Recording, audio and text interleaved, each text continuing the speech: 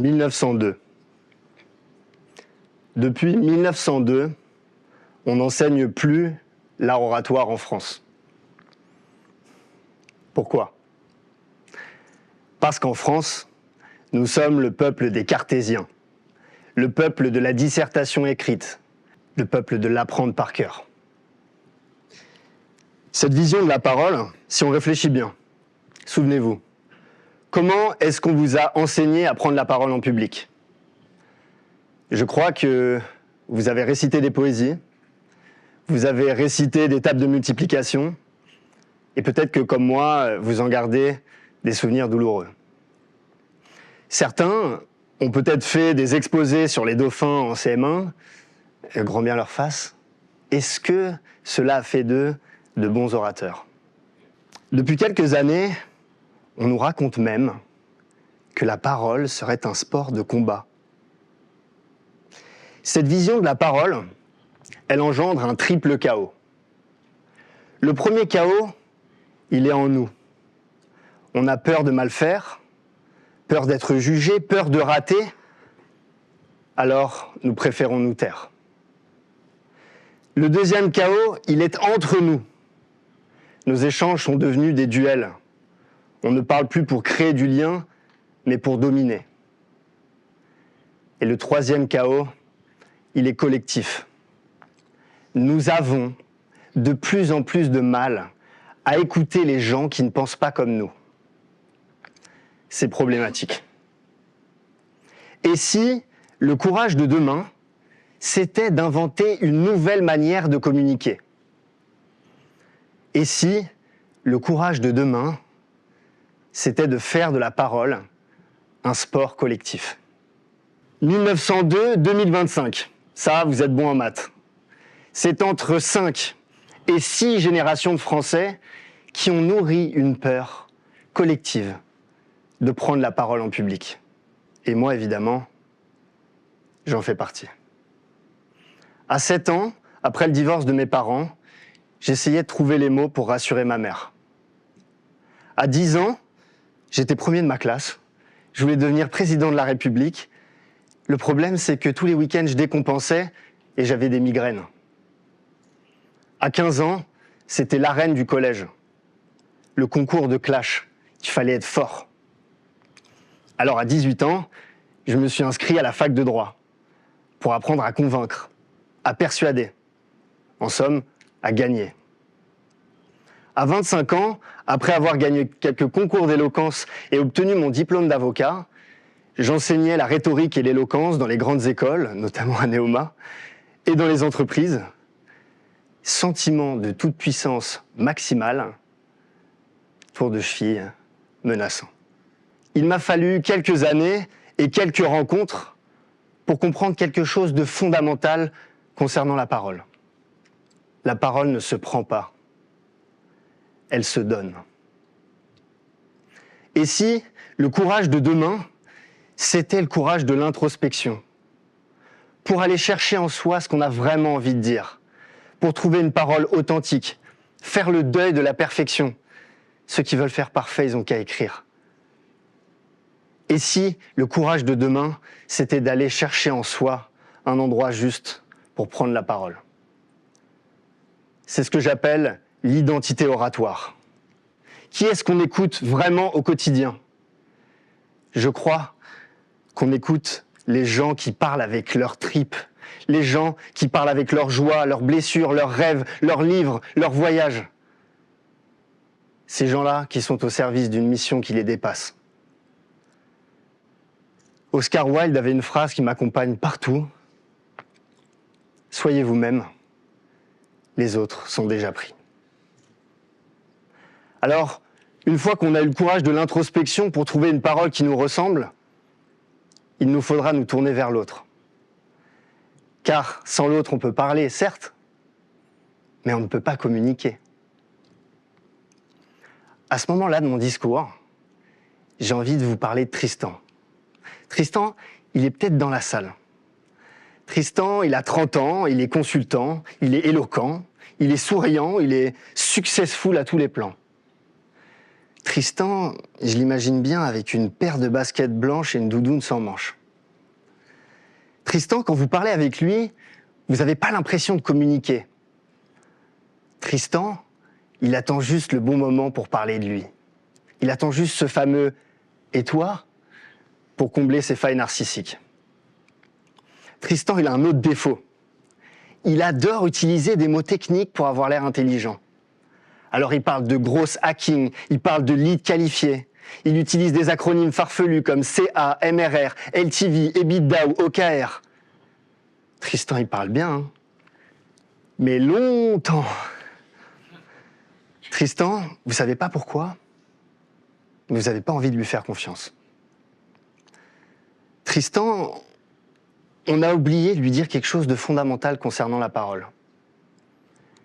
Communiquer, c'est émettre et recevoir.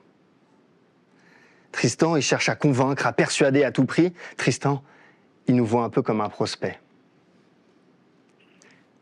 Tristan, il n'existe pas. C'est notre caricature. Par contre, Maxime, il existe vraiment. Maxime, je l'ai rencontré dans une cour d'école quand j'avais 7 ans. Maxime, partout où il va, il fait l'unanimité. Quand vous parlez à Maxime, vous vivez une sorte d'extase psychologique. Parce que Maxime, il vous fait parler de vos vacances, de vos passions, il vous pose tout un tas de questions. Il vous observe, il vous écoute vraiment. Et il vous parle du sujet que vous préférez. Vous-même. Quand vous parlez à Maxime, vous produisez de la dopamine. Vous êtes comme dopé. Et pour toujours, vous l'associerez à ces émotions positives. Et si le courage de demain, c'était aussi un peu le courage de l'humilité? Le courage de faire de la place à l'autre dans l'échange. Je suis convaincu que qui cherche à convaincre absolument ne recueille que de l'irritation. Je crois même que la conviction est la fille de la relation. Alors Maxime, comme tous les autres, on en a besoin. Il nous en faut plus. Je crois que le courage de demain sera d'apprendre à se taire. J'ai conscience de la grossièreté de ce conseil venant de la part de quelqu'un qui parle de sans discontinuer depuis 10 minutes. Mais j'en suis persuadé. Convaincre, communiquer, c'est aider l'autre à recevoir mon message. Alors, une fois qu'on a eu le courage de l'introspection pour trouver une parole authentique, le courage de l'humilité pour se tourner vers l'autre, une question demeure. Pourquoi est-ce si difficile de parler avec des gens qui ne pensent pas comme nous? Et là encore, je crois que c'est notre rapport à la parole qui engendre ce chaos. La parole est un grand pouvoir. On peut faire le pire comme le meilleur avec. Et comme disait Peter Parker, alias Spider-Man, un grand pouvoir implique de grandes responsabilités. La rhétorique, elle est partout.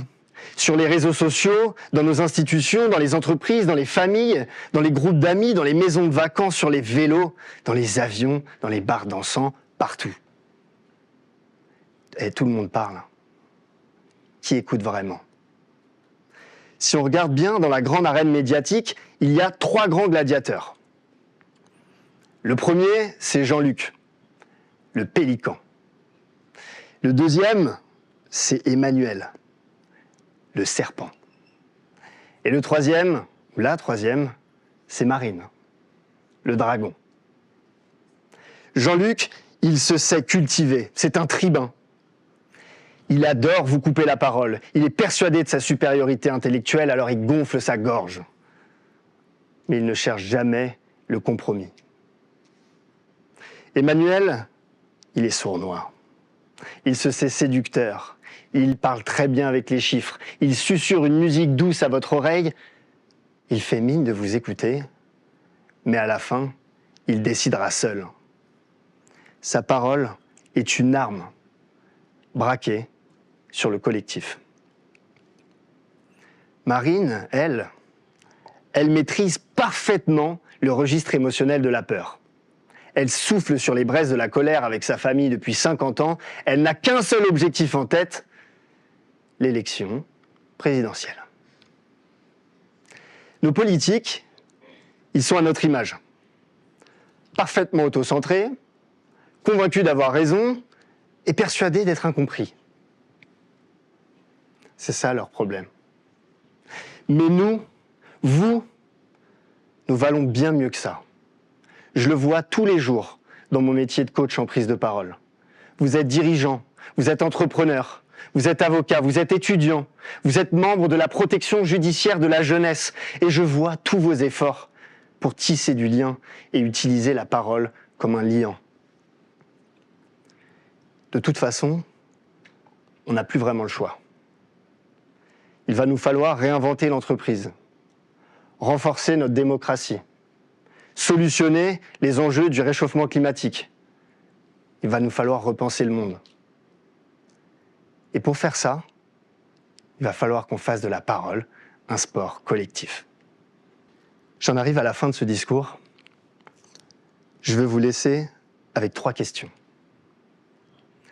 Et si le courage de demain, c'était le courage de l'humilité, le courage de faire le deuil de la perfection, le courage de trouver une parole authentique, un endroit dans lequel on se sent bien. Cela s'appelle la congruence. Et si le courage de demain, c'était le courage de l'humilité, le courage de laisser de la place à l'autre dans les échanges, pour se mettre à communiquer vraiment. Convaincre vient d'ailleurs du latin « vaincre avec ». Et enfin, et si le courage, c'était le courage de la responsabilité. Vous avez toutes et tous un rôle à jouer pour faire de la parole un sport collectif. C'est notre responsabilité. Toutes les époques engendrent leur propre rhétorique. L'heure est venue d'inventer la nôtre. Je vous remercie.